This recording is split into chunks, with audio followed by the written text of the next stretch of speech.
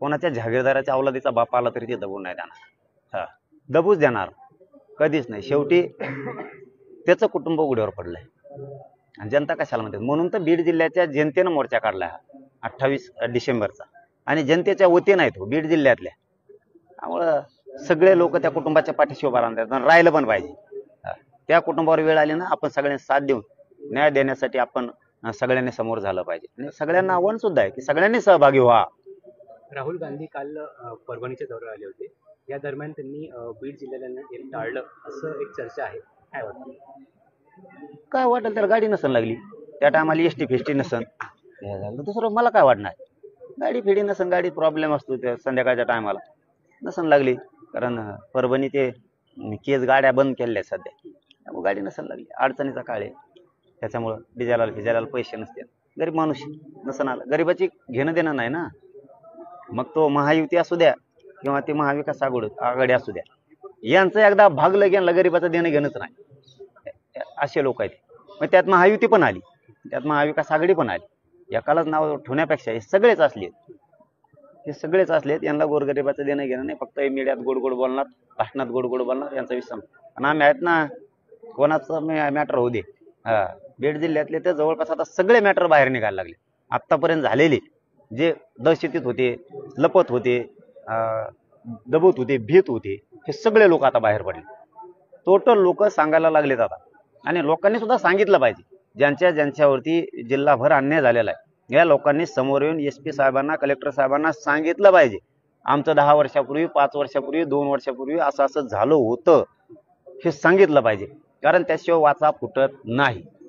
मात्र संतोष भैया देशमुखांचं प्रकरण कोणी जरी आला तरी दबू देणार नाहीत. आम्ही कधीच दबू देणार. कोणाच्या जहागीरदाराच्या अवलादीचा बाप आला तरी ते दबून नाही देणार. दबूच देणार कधीच नाही. शेवटी त्याचं कुटुंब उघड्यावर पडलंय आणि जनता कशाला म्हणते. म्हणून तर बीड जिल्ह्याच्या जनतेनं मोर्चा काढला 28 डिसेंबरचा आणि जनतेच्या वतीनं आहे तो बीड जिल्ह्यातल्या. त्यामुळं सगळे लोक त्या कुटुंबाच्या पाठीशी उभा राहतात आणि राहिलं पण पाहिजे.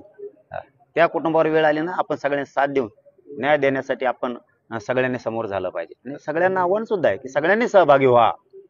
राहुल गांधी काल परभणीच्या दौऱ्यावर आले होते. या दरम्यान त्यांनी बीड जिल्ह्याला येणं टाळलं असं एक चर्चा आहे. काय वाटतं? काय वाटेल त्याला, गाडी नसन लागली त्या टायमाला, एसटी फेस्टी नसन झालं. दुसरं मला काय वाटणार, गाडी फेडी नसन, गाडी प्रॉब्लेम असतो त्या संध्याकाळच्या टायमाला नसन लागली.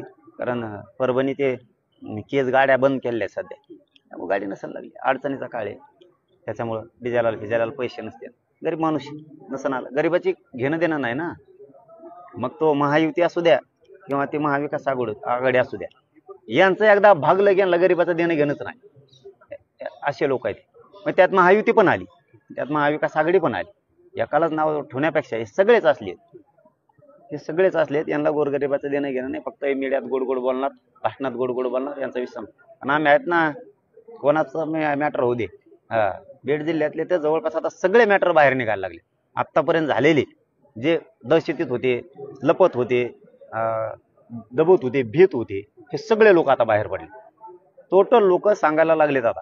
आणि लोकांनी सुद्धा सांगितलं पाहिजे, ज्यांच्यावरती जिल्हाभर अन्याय झालेला आहे, या लोकांनी समोर येऊन SP साहेबांना, कलेक्टर साहेबांना सांगितलं पाहिजे, आमचं 10 वर्षापूर्वी, 5 वर्षापूर्वी, 2 वर्षापूर्वी असं झालं होतं, हे सांगितलं पाहिजे.